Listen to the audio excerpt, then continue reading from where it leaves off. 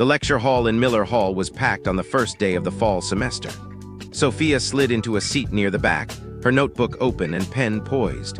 The room buzzed with chatter until the door swung open and Professor Harper strode in.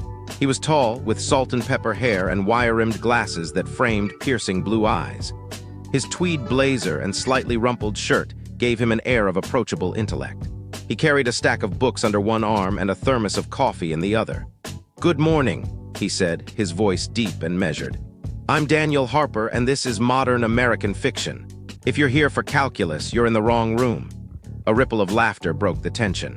Sophia's pen stilled as he spoke. There was something magnetic about him, not just his knowledge, but the way he seemed to see the world through a lens of quiet wonder. He launched into a discussion of The Great Gatsby, his hands gesturing animatedly as he dissected Fitzgerald's prose. Sophia found herself leaning forward, hanging on every word. "Gatsby's tragedy," Daniel said, pacing the front of the room, "is his belief that love can rewrite the past. What do you think? Can love change what's already been written?" A student near the front raised her hand, but Sophia's mind was elsewhere. She scribbled in her notebook, "Can love change the past? Or does it just haunt us?" She wasn't sure why the question struck her so deeply, but it lingered long after the lecture ended. Sophia's first few weeks at Evergreen were a blur of readings, essays, and late-night coffee runs to the campus Starbucks. But Daniel's class was the highlight of her schedule. His lectures were like performances, weaving history, psychology, and literature into a tapestry that made her see the world differently. She began lingering after class, asking questions about obscure references or debating character motivations. Daniel always indulged her, his responses thoughtful and never rushed. One rainy October afternoon, Sophia knocked on the door of his office in the English department. She'd written a draft of her midterm essay on Toni Morrison's Beloved and wanted feedback. The door was ajar and Daniel looked up from a pile of papers, his glasses perched on the edge of his nose. "Sophia, right?" he said, gesturing to a chair. "Come in. What's on your mind?" She handed him her essay, suddenly nervous under his gaze. "I'm not sure if I'm on the right track. I keep getting lost in the themes of memory and trauma." He skimmed the first page, his brow furrowing slightly. "You've got a strong voice here," he said after a moment, "but you're holding back. Don't be afraid to dig deeper. Morrison's work demands vulnerability." Sophia nodded, her cheeks warming. "I'll try. It's just hard to write about things that feel so heavy." Daniel leaned back in his chair, studying her. "Writing is like life. The heavy stuff is where the truth lives. You strike me as someone who's not afraid of truth." The compliment caught her off guard, and she smiled shyly. They spent the next half hour discussing her essay, but the conversation drifted to books they loved, from Virginia Woolf to James Baldwin. When she left his office, the rain had stopped, and the campus glowed under a rare burst of sunlight. Sophia felt lighter, as if she'd shared a piece of herself and been seen. As the semester progressed, Sophia found herself drawn to Daniel beyond the classroom. She noticed small things. The way he fiddled with his pen when deep in thought, the faint scar above his eyebrow, the way his laugh softened the edges of his serious demeanor.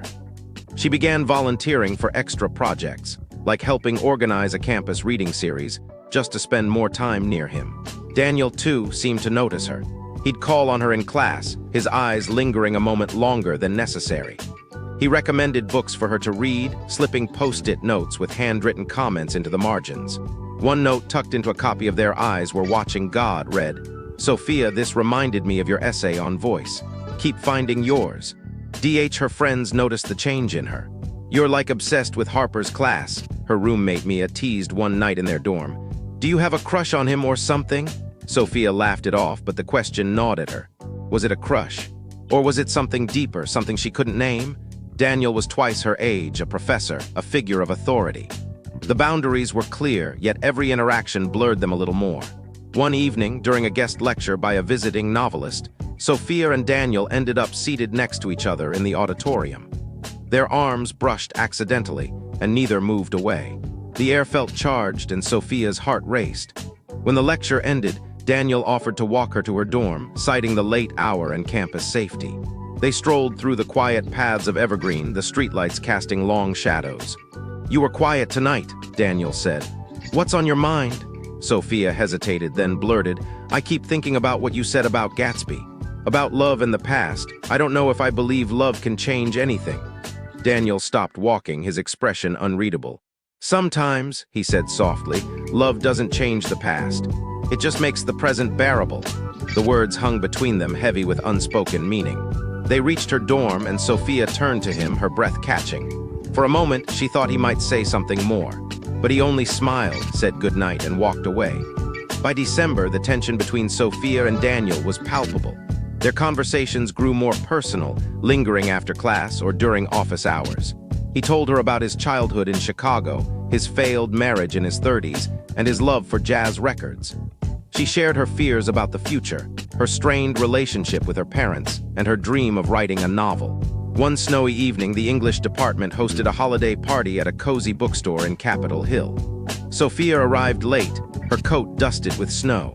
Daniel was there, nursing a glass of wine and talking to a colleague. When he saw her, he excused himself and joined her near a shelf of poetry. "You made it," he said, his voice warm. "I was starting to think you'd bylade." "Wouldn't miss it," she replied, her cheeks flushed from the cold, or maybe from him. They wandered the bookstore, trading favorite poems and laughing over obscure literary puns. The party thinned out, and soon they were alone in a quiet corner. Daniel reached for a book on the shelf, his hand brushing hers. This time, neither pulled away. "Sophia," he said, his voice low, "we need to be careful." She met his gaze, her heart pounding. "Careful of what?" "You know what," he said, but his eyes betrayed him, full of longing. Before she could think, she stepped closer, and he didn't move away. Their lips met, a fleeting, desperate kiss that tasted of wine and forbidden possibility. They broke apart, both breathing heavily, the weight of what they'd done crashing over them. "This can't happen," Daniel said, running a hand through his hair. "I'm your professor, this is wrong." Sophia nodded, tears stinging her eyes. "I know, I'm sorry." But as she left the bookstore, her heart ached with a truth she couldn't ignore. She was falling in love with him. The spring semester began with an uneasy distance between Sophia and Daniel.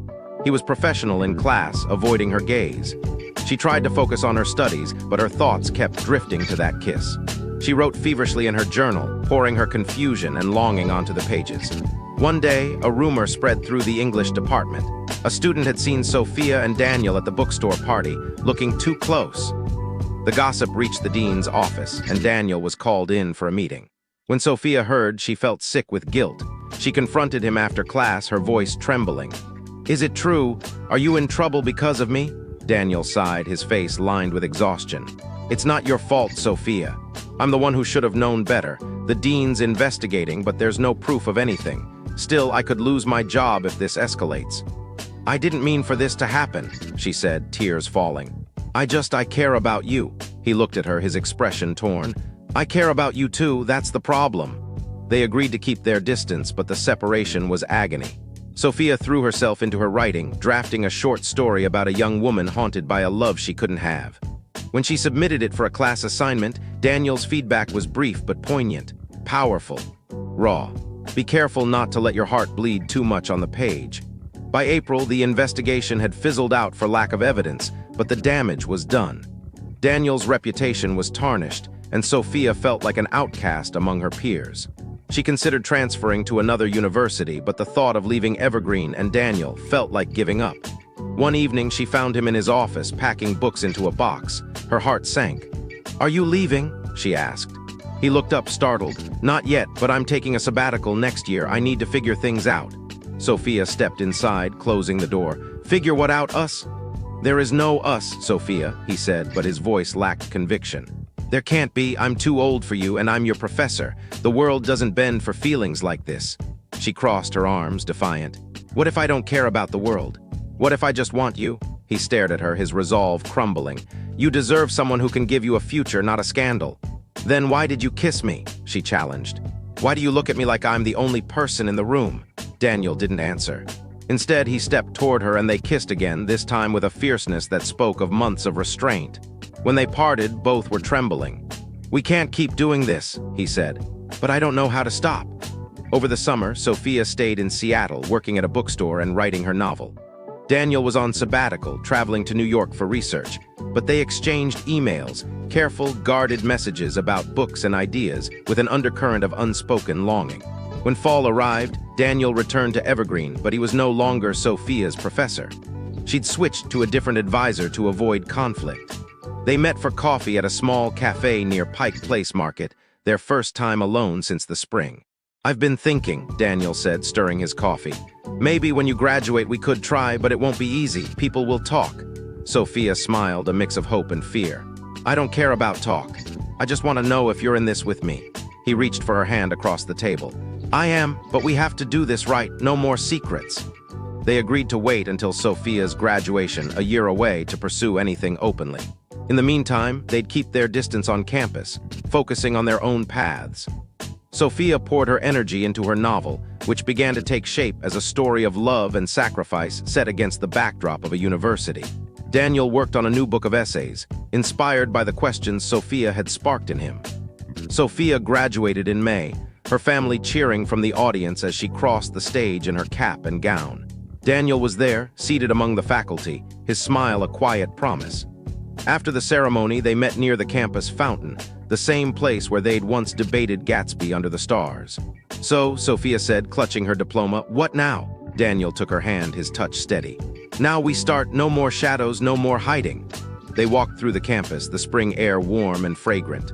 For the first time, they felt free, not of the past, but of the fear that had bound them. Sophia's novel was accepted by a small press, and Daniel's essays earned critical acclaim. They moved to Portland, Oregon, where Daniel took a teaching position at a community college, and Sophia began graduate school. Their relationship wasn't perfect. The age gap brought challenges, differing life stages, societal judgment, and moments of doubt. But they faced them together, anchored by a love that had grown not in spite of the obstacles, but because of them. As they sat on their porch one evening, watching the sun set over the Willamette River, Sophia turned to Daniel. "Do you think love can change the past?" He smiled, echoing their first conversation. "No, but it can change everything else." And for them, it did.